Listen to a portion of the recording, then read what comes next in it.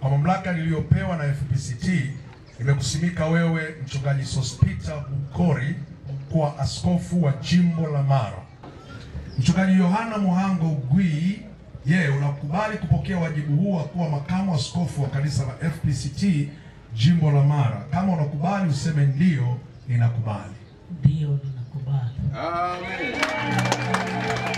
Utakuwa mwaminifu kwa malengo na kwa madhumuni ya FPCT na kuwa utafanya yote kwa kulinda na kutetea imani, malengo na maslahi ya FPCT ukiwa kama kiongozi wa FPCT ngazi husika? Kama ndivyo useme ndio, ninakubali, Mungu nisaidie. Ndio, ninakubali, Mungu nisaidie. Moja ya mambo yaliyosisitizwa na Askofu Mlenga kwa waumini wa kanisa la FPCT mjini Bunda wakati wa ibada ya kusimikwa askofu wa jimbo la Mara Sospeter Bukori ni amani na utulivu kuelekea uchaguzi mkuu. Ni vizuri wewe ambaye umejiandikisha, jipange kwa ajili ya uchaguzi. Uchaguzi ni siri yako, ni wewe mwenyewe.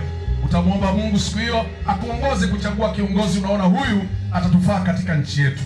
Mimi kama kiongozi wa kanisa natoa tamko hili mchana wa leo. Kila mtu ajiandae kwa ajili ya uchaguzi, lakini tuendelee kuombea mambo haya kabla ya uchaguzi. Bwana utusaidie hata wakati wa uchaguzi, kila mmoja ajitokeze. Tunaomba ulinzi wako Bwana ukasimame na taifa la Tanzania.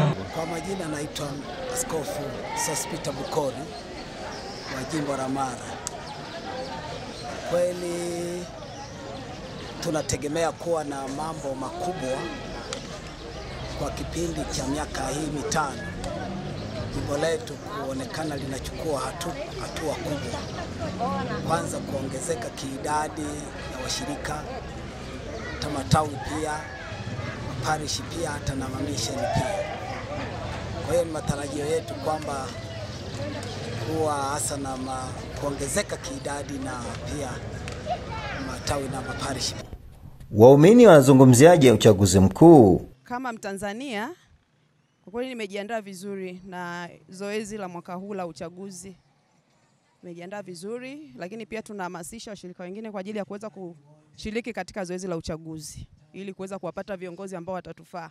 Sisi kama waumini tunavyoelekea kwenye mwaka wa uchaguzi 2025, tumekuwa tukiendelea kuhamasishwa na viongozi wetu kushiriki katika uchaguzi huu kwa maana ya kushiriki kwa maana ya kugombea nafasi mbalimbali, udiwani, ubunge na urais hata hivyo, lakini pia tushiriki uchaguzi huu kwa kujitokeza kwenda kupiga kura.